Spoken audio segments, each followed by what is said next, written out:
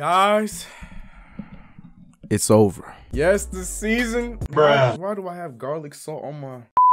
I can't find the word for what this season was. It was bittersweet. It was bittersweet because it was a season where we lost once again. It was a losing season. We ended the year at 29-53. Almost reached 30, but we didn't get there. But it was also sweet because in the beginning of the year, I want to say leading up to right around the time where KP was going through the little bit of injuries and then eventually the ultimate ACL tear, we were on our way to being a playoff team for the first time in quite some time. A lot of things came out from this season, and in this review, I'm going to try to keep it as condensed as possible. We're going to talk about everything about the season. I'm also going to give out some awards, so I want you guys to comment below on who you want to give your awards to. A lot like the regular season in the NBA, there's the MVP, there's a rookie of the year, there's a most improved, all that stuff. I'm going to give those awards within the team my choice, who I thought should have been the starting lineup, the best 5 of our Knicks roster, and what's to come. And this is almost like my CK exit interview, my exit thoughts on the 2017-2018 Knicks, because from now on all the videos are going to be about the draft, about who we're picking up in free agency, all those kinds of things. Yes, my GM video is coming. Trust me, it's going to be worth the wait. Just trust me on that. All right, it's coming. I wanted to get all this season out first before we did that season, because with the Knicks being gone for the next few months, I'm gonna need as much content as possible. Which also brings me to this. I would love for you guys to hit that subscribe if you have not hit the subscribe button already, and you guys have been killing the like button, so go ahead and do what you guys have been doing. Comment below throughout the video if there's anything you hear me say, if there's any input you want to say, go in there and let me know, because I do answer the comments. I know I have not in the last few videos, but I have a whole day to myself tomorrow, so I will be getting back to all the comments. Much love, appreciate you guys so freaking much. Y'all don't understand, man. The season ended and we beat the Cavaliers. I'm not upset about it.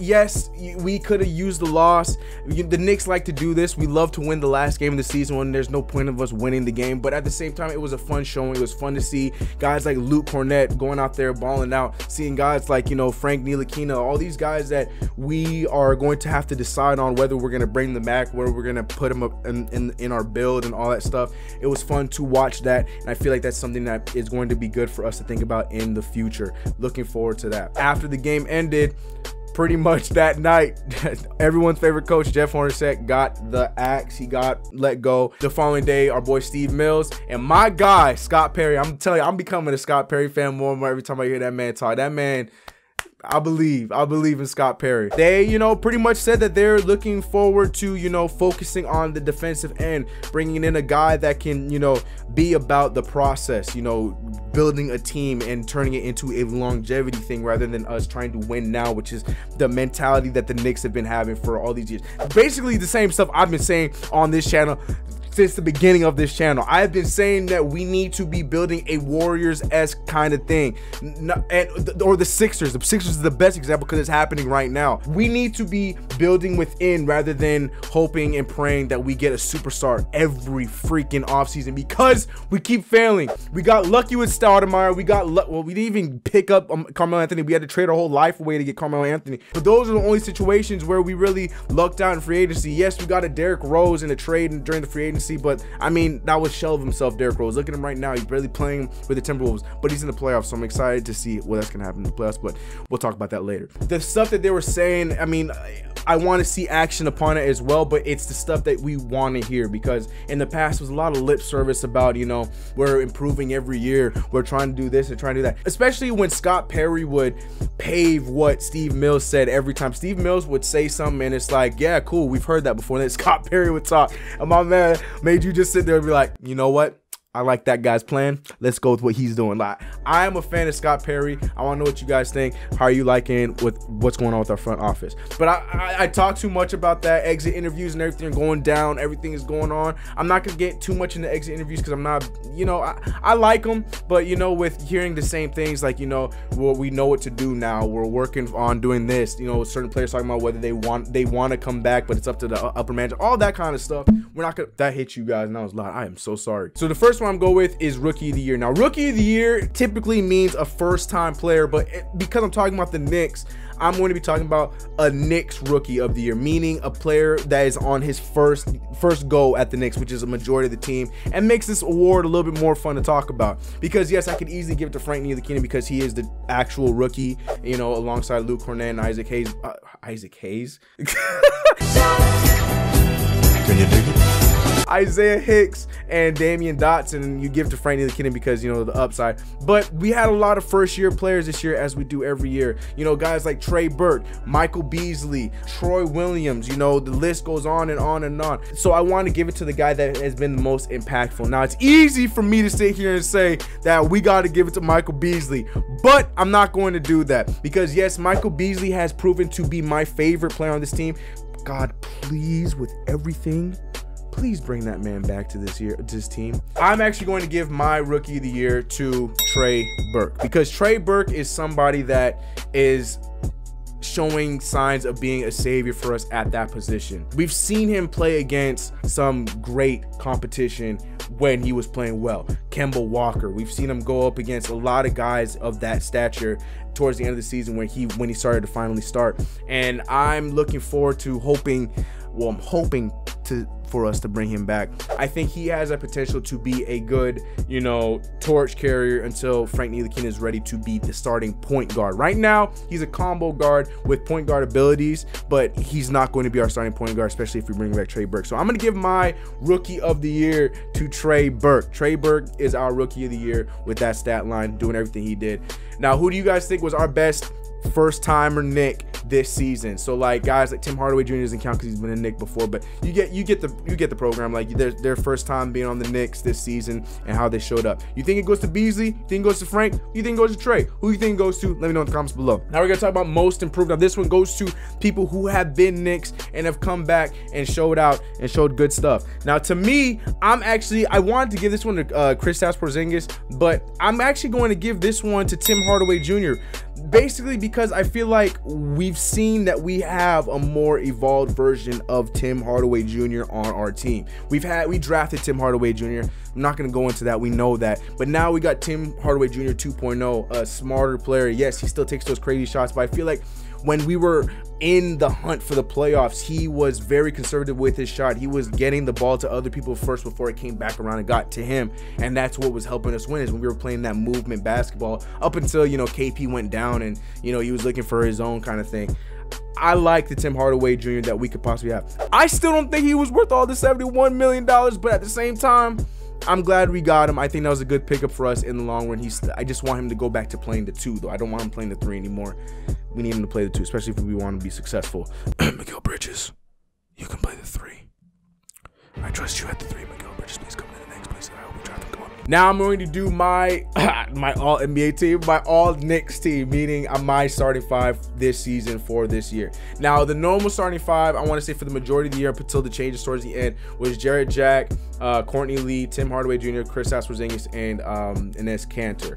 Now I'm going to go a little bit different. I'm going to go with the 5 players that I feel like were the most impactful for the team, regardless if they were starters or coming off the bench. So at point guard, I'm going to go with the obvious decision. I'm going to go with Trey Burke. I'm putting Trey Burke at our point guard because the guy came from the G League up until halfway in the season and flourished for us, and he probably had maybe 1 or 2 not memorable games. Other than that, he scored over double digits in most of the games, and he provided us great sparks. But yeah, so Trey Burke is the obvious one, and I'm gonna actually piggyback a little bit off of our ex-coach Jeff Hornacek, and I'm gonna give the 2 to yeah, I'll give it to Frank Ntilikina. Frank Ntilikina showed me so much this season. I know there's still a lot of naysayers, and I know there's a lot of people who are on my side, but to me, the biggest thing about Frank Ntilikina that I love is his potential and his ability on the defensive end. The dude's arms I think it was a 7'1" wingspan. The kid is 6'6". And this is the tip of the iceberg. I go in the comments, I know you guys tear me up about this, but hear me out. I know I'm probably getting too excited, but we'll see in the future. He reminds me of a young point guard version of Giannis Antetokounmpo. Skinny, very deer in the headlight ish, you know, except he's gonna have a jump shot. He's learning his own, and it took the whole season season for him to, you know, start to flourish and start to come out of his shell. And a guy like Jarrett Jack, who I talk so much crap on, but as a mentor has been so mentally great for a guy like Frank Ntilikina. Now, before I continue to talk about the next three, picture us having freaking Mikal Bridges, who is also, he's 6'7", 6'8", with a 7'2" wingspan. Now, if we have Frank Ntilikina, Mikal Bridges, and Kristaps Porzingis all in the same lineup, forget what's going to happen on offense, because all three of those are capable on offense. Our defense is going to be insane. We'll be able to cover up so much of the... This is, you have to think about the other things. That's why I'm so excited and so hopeful for Mikal Bridges, because the guy would be such a perfect fit for this team. But I trust you, Scott Perry. I trust you. Back to my first team. So we got Trey Burke, we got Frank Ntilikina. You know, no, I'm gonna bump him up, and I'm putting my boy, my MVP. Well, not yet. I'm giving it to Michael Beasley. Michael Beasley came into the league as a 3-4. I'm putting him at the 3 for my my all Knicks team for this year. Michael Beasley came out and surprised a lot of people. I joke with a lot of my friends, and if any of my homies are watching this video, shout it out in the comments and let them know. When we signed him in the offseason, I was telling them Michael Beasley is going to have a good season for the Knicks and going to surprise a lot of people. The dude still has game. It's just one of those things where, because he's been dealing with all of his issues off the court, he's calmed down. So then he's more, you know, more laid back now compared to the old crazy Michael Beasley. And because he's more calm, a lot of people thought that he had lost his edge, lost his game. Beasley came out and showed out this year, putting up numbers of 30-point games, crazy over 20 plus games. You know, he's been playing very, very great. And I feel like in the long run, Michael Beasley has the potential to be what he was for us in the beginning of the season, a great relief for Kristaps Porzingis off the bench. Like, to be the same type of player to, you know, come off the bench playing a stretch 4 position, who has the ability to score however, whenever he wants. And if we have a team that's dedicated on defense, we bring a coach that can get a team dedicated on defense. Michael Beasley has shown flashes of that this season, and he's only 29, going to be 30. He's still young, and he can still be a great piece of this team. So I'm putting Michael Beasley at the 3 for the all Knicks team this season. Now for the 4, do I need to waste my breath? I don't care if he missed half the season because of his injury. Kristaps Porzingis is going to be that 4 slot no matter what. I mean, what else do I have to say? We went from being a playoff team to instantly being in the top 10 in the lottery because we lost Kristaps Porzingis. I don't need to talk. We're done talking about Kristaps Porzingis. Now, the 5 is a hard one. This one's hard for me because in the beginning of the season, we saw... See, and I'm talking myself out of it now. I'm having a hard time putting either KO or Enes Kanter at the 5. Now, Kanter at the beginning of the season was just a double-double machine, 20+ rebound games. Like, we've seen those kind of things out of him, and he did the dirty work on defense. The man is crazy on offensive rebounds, but the defensive end, which is the reason why Enes Kanter went to the bench a lot of time at the end of games, and guys like, you know, KO were in the game towards the end, was because defense. And especially later on in the season, we've seen great defense and great hustle out of Kyle O'Quinn. I am personally a fan of that, but it's hard for me to decide on which one should go where, because it also comes down to, you know, who's more valuable, and they're both very valuable. So it's a toss-up. And for the sake of, you know, how it started and for, you know, the future, I'm going to put Kanter at the center, but my heart really wanted me to go with Kyle O'Quinn, but I'm going to go with Kanter. So my all Knicks team for 2017, 2018 is Trey Burke, Frank Ntilikina, Michael Beasley, Kristaps Porzingis, and Enes Kanter. That one's hard. That's hard. Now here's the big award, the MVP, the most valuable player to this team. Now it's easy for me to go down the route and talk about players that have played the whole season, players that have showed the most promise and can, you know, I'm not going to overcomplicate this. Kristaps Porzingis is the MVP to this team. No point in going on about that. Like I said earlier, to see his strides, and this is his first year being handed the keys to this team because Carmelo Anthony is gone and playing for the Thunder. He really showed out. Let's not forget the first month he had as the Knicks leader. I mean, yes, he digressed a little bit because, you know, he still needs help, you know, at the same time, but we still were winning games. And for him to make such a change, and it all comes down to how he bounces back from this injury. I'm not really too worried about it. When I found out that he was walking as early as he was, what, a few months ago, not even, yeah, about a month, maybe 2 months ago, I knew he was going to bounce back, and I think he's going to be just as strong as he was. Look at guys like, you know, Jabari Parker. A lot of these guys that come back from these kind of injuries and, you know, you forget that they even had them. The potential is there, and I really don't worry too much about Kristaps Porzingis right now. But he is definitely the MVP of this team. I'm not going to waste time talking about that. KP is the MVP to the Knicks.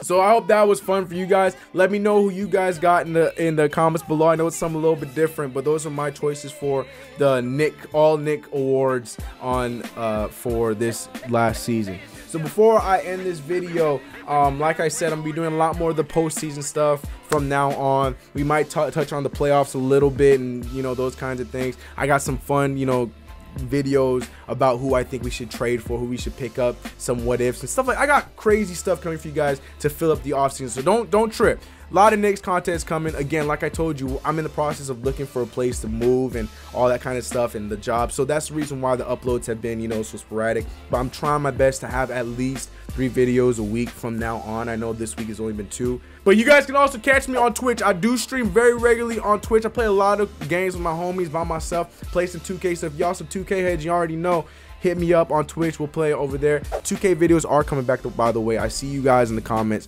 I will be bringing back the career of Mr. CK on the Knicks. CK going to the playoffs, so we'll see some Knicks playoff action on this channel at some point. So let's just go with that. Much love to you guys, man. We gonna kill this off season. Let me know in the comments below if you think I'm crazy or if you agree. Same as always. Again, much love, y'all. Be safe. Let's go Knicks. Playoffs or no playoffs. We about to turn this thing around, man. We almost there. We almost there. We out of here. I'm out.